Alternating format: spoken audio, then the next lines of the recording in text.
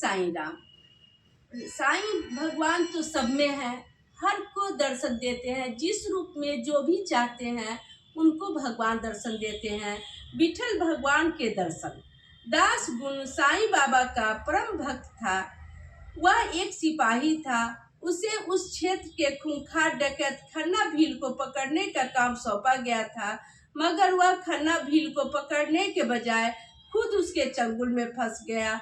अतः उसने मन ही मन संकल्प लिया कि इस खूंखार गिरोह के चंगुल से बाहर निकल गया तो वह अपना संपूर्ण जीवन बाबा की भक्ति के लिए समर्पित कर देगा।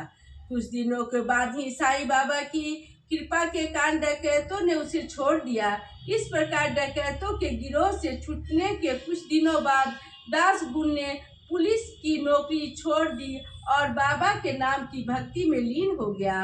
बाबा का यह कहना था कि वे अपने भक्तों को अपने प्राणों की तरह प्यार करते हैं और उनके भक्त भी उन्हें इतना ही प्यार करते हैं। वे अपने भक्तों से उसी प्रकार प्यार करते हैं जिस प्रकार एक माँ अपने बच्चों से प्यार करती है। जैसे एक बच्चा अपनी माँ के बिना नहीं रह सकता, वैसे ही मेरे भक्त मेरे बिना नहीं रह सकते।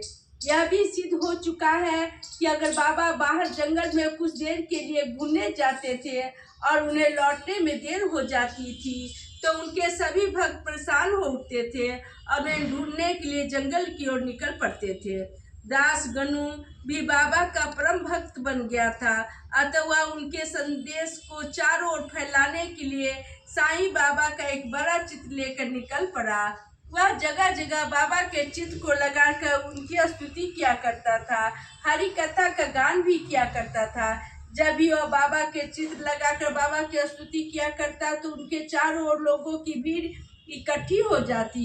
वे लोग उनके विचारों को सुनने लगते।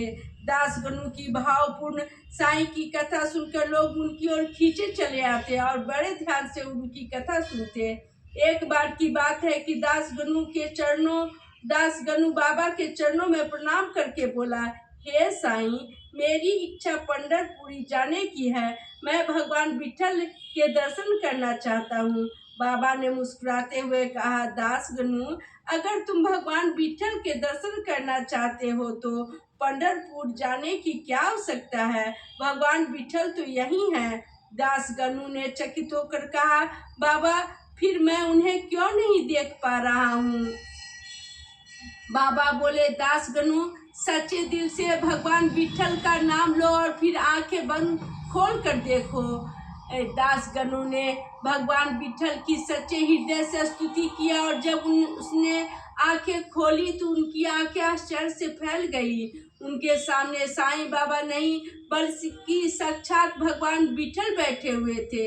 दास गनु भाव विभोर होकर उनके चरणों में गिर गया, लेकिन जब उसने अगले ही क्षण अपनी आंखें खोली तो उसे सामने भगवान विठल नहीं बल्कि साईं बाबा बैठे दिखाई दिए।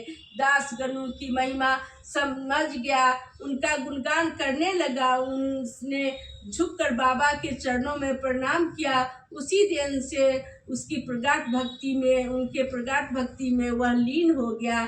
इस तरह बाबा जिस तरह जो भक्त पुकारता है उनकी इच्छा पूरा करते हैं। ओम साईं राम, ओम साईं राम।